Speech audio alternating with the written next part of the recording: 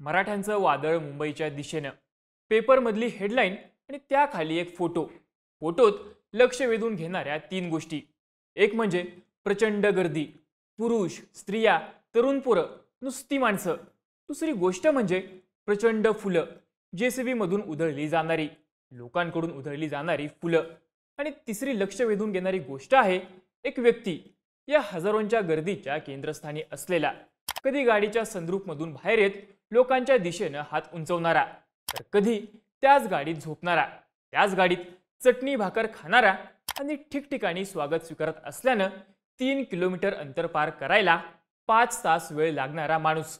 मनोज जरांगे पाटील. 27 ऑगस्टच्या सकाळी अंतरवली सराटीमधून निघणाऱ्या या मोर्चाला मराठा बांधवांचा प्रचंड प्रतिसाद मिळाला. अंबडमधून मोर्चा पुढे सरकला तेव्हाच हजारोंची गर्दी जमा झाली होती.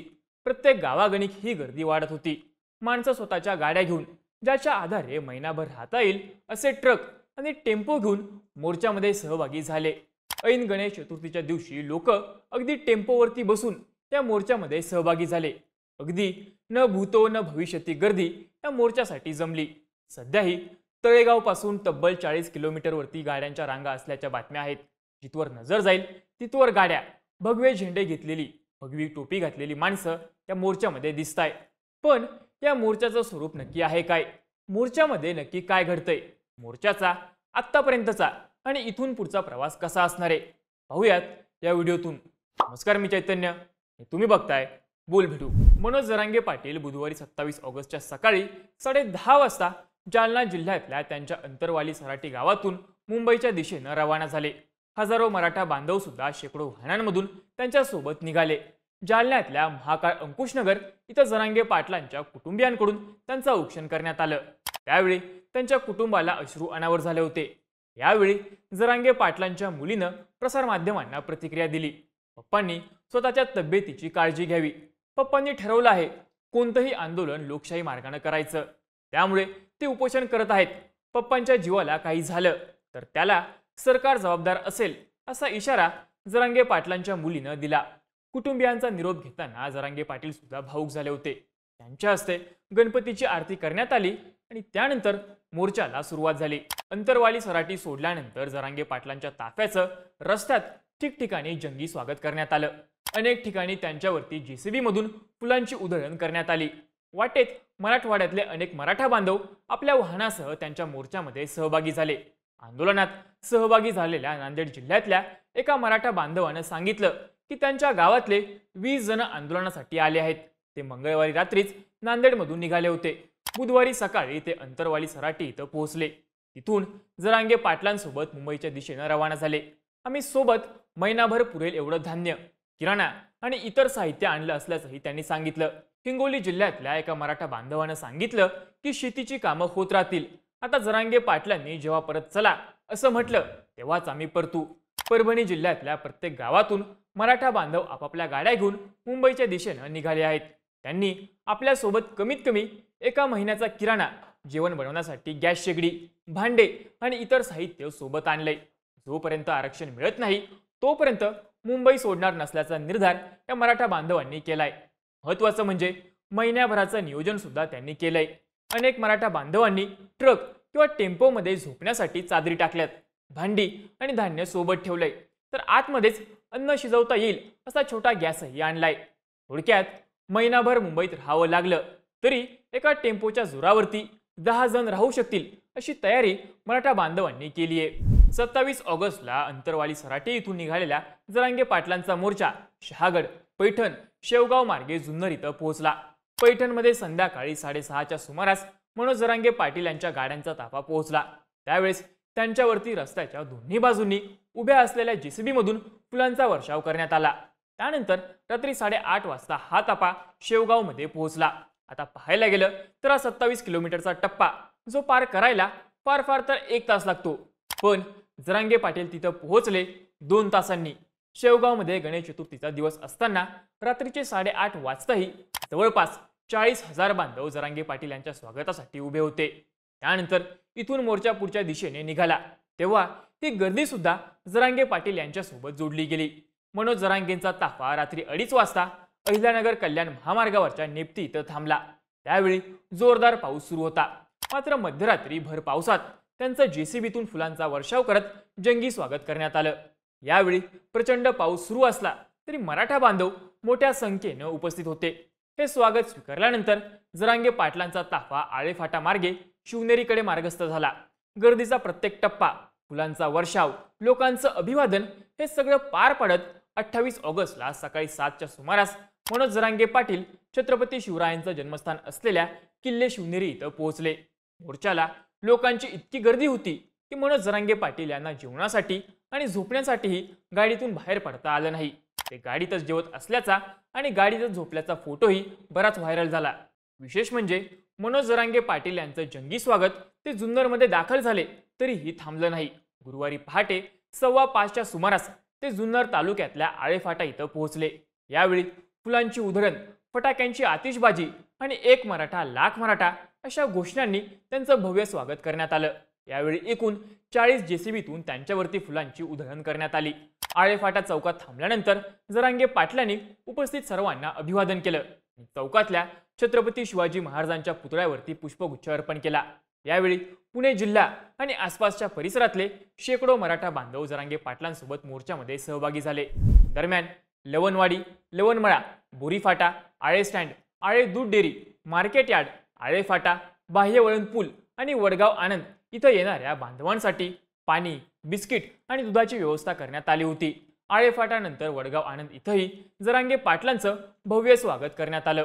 सततचा प्रवास आणि ठिकठिकाणी होत असलेल्या सभांमुळे जरांगे पाटलांना विश्रांती घेण्यासाठी वेळ मिळत नाहीये.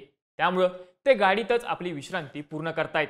शिवनेरी इथं पोहोचल्यानंतर जरांगे पाटलांच्या स्वागतासाठी मराठा कार्यकर्त्यांनी प्रचंड गर्दी केली होती. त्या गर्दीतून वाट काढत ते शिवनेरीच्या पायथ्याशी दाखल झाले. जरांगे पाटलांचा ताफा पुणे जिल्ह्यात पोहोचल्यानंतर कोल्हापूर आणि पश्चिम महाराष्ट्रातले अनेक मराठा बांधव सुद्धा त्यांच्या ताफ्यामध्ये सामील झाले. हे मराठा बांधव मुंबईच्या दिशेने जाण्यासाठी स्वतःच्या वाहनांनी जरांगे पाटलांच्या मोर्चामध्ये सहभागी होत आहेत. गुरुवारी सकाळी शिवनेरीला पोहोचल्यानंतर जरांगे पाटील यांनी शिवनेरी किल्ल्यावरच्या शिवाई देवीचं दर्शन घेऊन आरती केली. छत्रपती शिवरायांच्या जन्मस्थळाचं दर्शन घेतलं. त्यावेळी त्यांनी शिवनेरी किल्ल्यावरची माती आपल्या कपाळी लावली.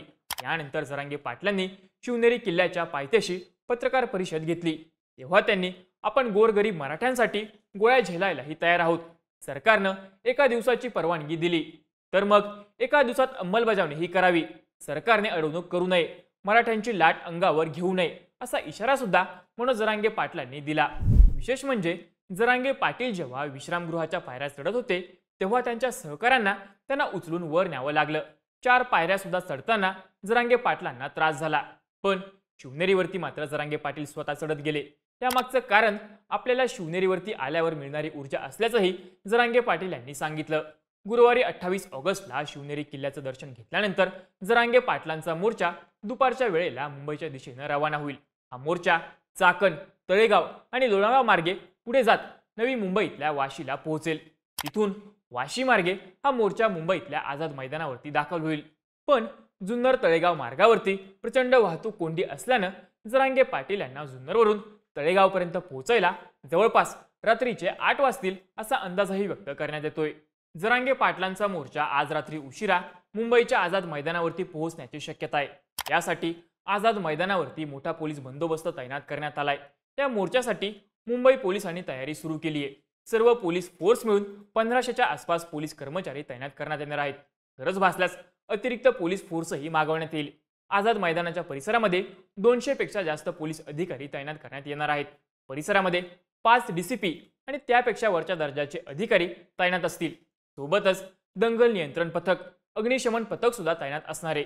मुंबई पोलिसांनी जरांगे पाटलांना 29 ऑगस्टच्या दिवशी सकाळी 9 ते संध्याकाळी 6 दरम्यान आझाद मैदानावरती आंदोलन करण्याची परवानगी दिली आहे. तसंच एका वेळी फक्त 5000 आंदोलकांना आझाद मैदानावरती उपस्थित राहता येईल अशी अट घातली आहे.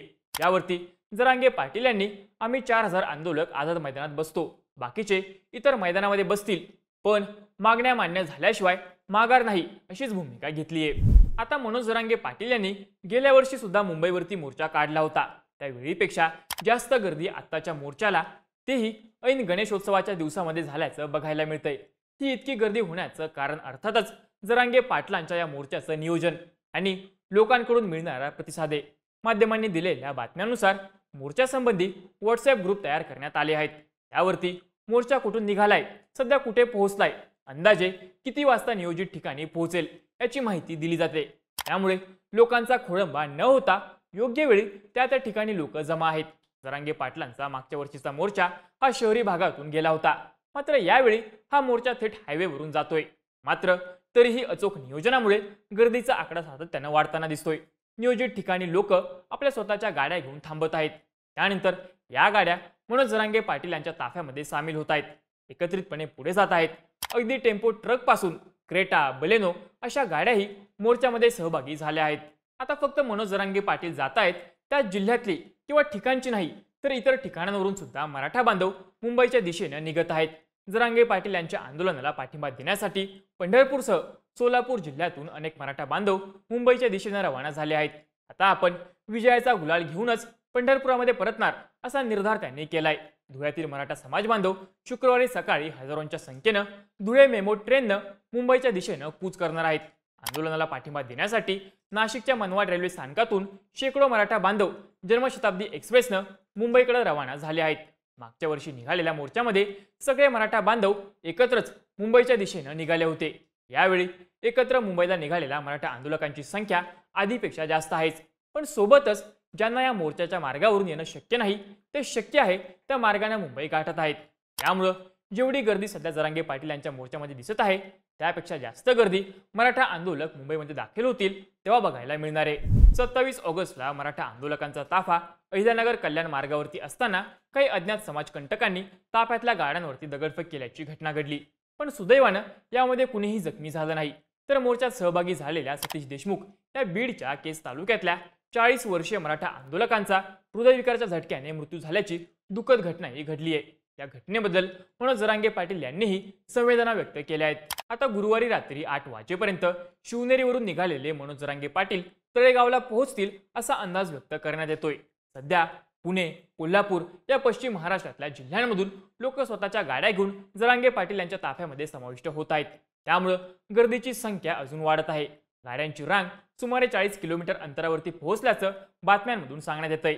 साहजिकच गुरुवारी 3 किलोमीटर अंतर पार करायला 5 तासांचा वेळ लागला होता, असाच वेळ आताही लागण्याची शक्यता आहे, कारण स्वतःहून गाड्या घेऊन येणाऱ्या लोकांची संख्या सातत्याने वाढते। त्यामुळे आज रात्री मनोज जरांगे पाटील वाशीपर्यंत पोहोचणार का, मुंबईमध्ये नेमका किती जनसागर लोटणार आणि सरकारकडून नेमकी काय भूमिका घेतली जाणार हे पाहणं आता महत्त्वाचं ठरणार आहे। मनोज जरांगे पाटील यांचा मोर्चा, त्यांच्या आंदोलनाला मिळणारा प्रतिसाद त्याबद्दल तुम्हाला काय वाटतं? तुमची मतं आणि प्रतिक्रिया आम्हाला कमेंट करून नक्की सांगा आणि अशाच माहितीपूर्ण व्हिडिओज बघण्यासाठी बोल व्हिडिओच्या YouTube चॅनलला नक्की सबस्क्राईब करा।